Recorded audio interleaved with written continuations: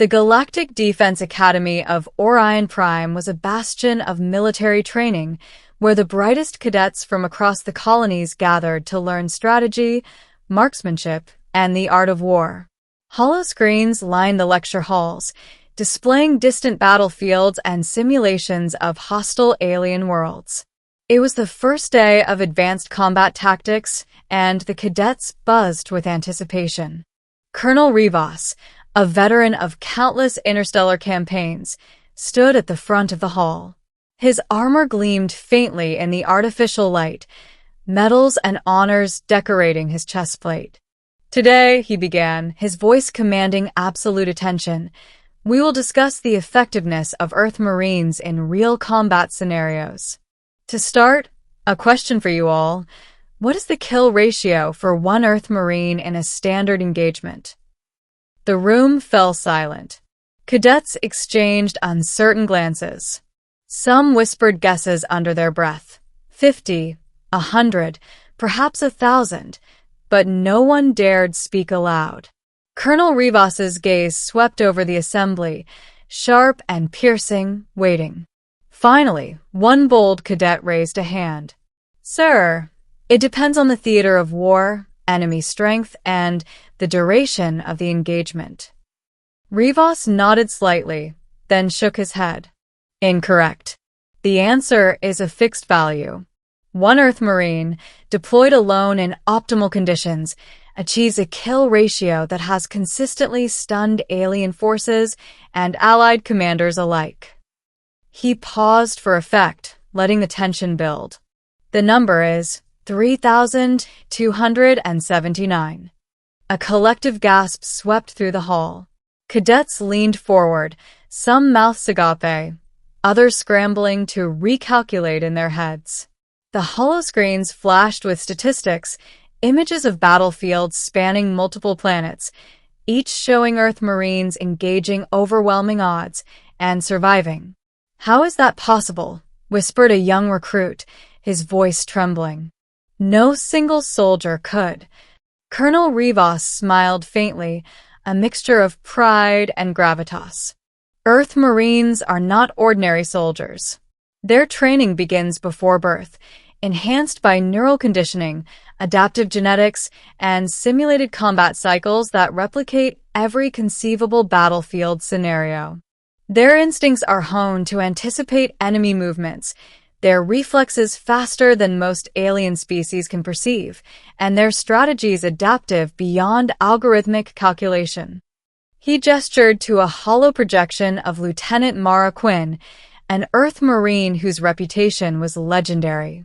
Mara appeared in full combat gear, her eyes calm but alert, movements precise as the projection played a recorded engagement from the recent Scaran campaign. She was alone on the desert planet of Prowess 9, facing an entire battalion of alien raiders, known as the KLYTH. The cadets watched in stunned silence as Mara moved across the battlefield.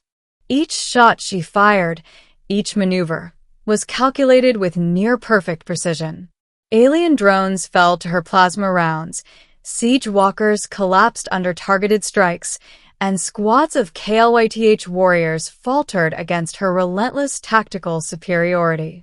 Every move was a dance of lethal efficiency. "Notice," Rivas instructed, pointing at the projection, "how she uses the environment to her advantage. The cliffs provide cover, the dust storms conceal her movements, and even the terrain is weaponized against her enemies. This is not brute force. It is the orchestration of a symphony of death, where every note is calculated to maximize efficiency and minimize risk." A hand shot up from the back. "Sir, how does she manage the mental load? Engaging thousands of enemies alone must be impossible." Rivas's expression darkened slightly. "That is where Earth Marines differ. Their neural conditioning allows rapid prioritization, threat assessment, and real-time tactical adjustment. Pain is managed, fear is processed instantly, and the instinct to survive is amplified. In essence, They can think and act at speeds that make conventional combat tactics irrelevant. The cadets were silent now, absorbing the enormity of what they were witnessing. Mara Quinn, a single human soldier, had altered the course of an entire campaign. The holofeed transitioned to a series of graphs and kill counts. 3,279 confirmed enemy combatants neutralized in just under 7 hours, with 0 civilian casualties and minimal collateral damage. "Let that sink in," Rivas said. One Marine, 3,279 enemies, in hostile terrain, against technologically superior forces. One cadet whispered, "How is that even sustainable?" Rivas's gaze hardened. "It is sustainable because Earth Marines are trained to survive. They are supported by internal reserves, adaptive nanotech, and psychological conditioning. But they are not invincible." Mara survived because she is the epitome of human potential, trained to be faster, smarter, and more adaptable than anyone she faces.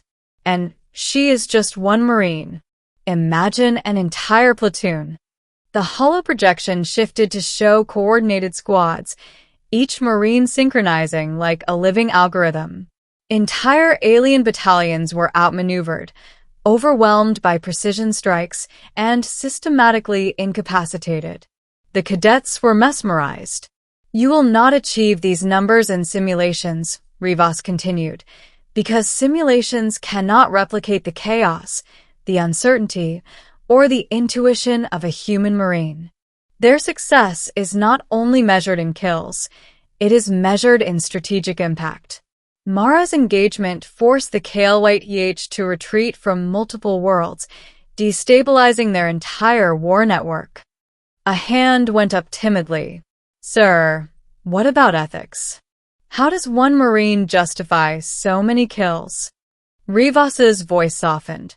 "Ethics is why they succeed. Every action is calculated, every target verified. They operate under strict engagement protocols, ensuring maximum effectiveness while minimizing unnecessary death. These Marines are soldiers, but they are not mindless killers. They act with precision, judgment, and discipline." The cadets murmured among themselves, grappling with the scale of what they had learned. The room was electric with disbelief, awe, and something akin to fear. Finally, Rivas concluded, "Now you understand why the question startled even seasoned commanders. The answer is not merely a number, it is a testament to human potential, training, and adaptability. One Earth Marine can change the tide of war. One Marine can achieve what entire fleets cannot. And that, cadets, is why you study them." The lecture ended, but the impact lingered. Cadets left the hall, their minds racing with simulations and scenarios. Outside, the city of Orion Prime shimmered under the twin suns, unaware of the extraordinary human potential within its academy walls.